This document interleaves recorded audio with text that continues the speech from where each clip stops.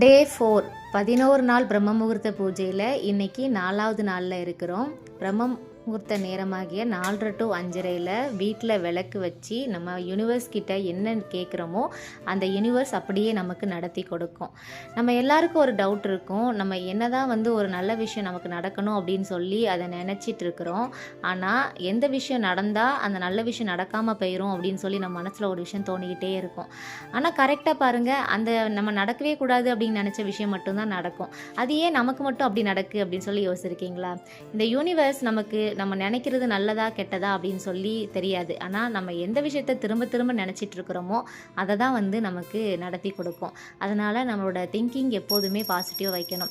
ஒரு விஷயம் நம்ம நடக்கணும், இது எனக்கு கிடைக்கணும் அப்படின்னு சொல்லி நினைக்கிறோம் அப்படின்னு சொன்னால் இந்த யூனிவர்ஸ்கிட்ட நம்ம கேட்குறதுக்கு முன்னாடி நம்ம அந்த விஷயம் நல்லதாகவே நடந்து முடிஞ்சிருச்சு, இது எனக்கு கிடைச்சிருச்சு அப்படின்னு சொல்லி நம்பணும் அப்படின்னு சொன்னால் கண்டிப்பாக அந்த நம்பிக்கைக்கு பலன் இருக்குது.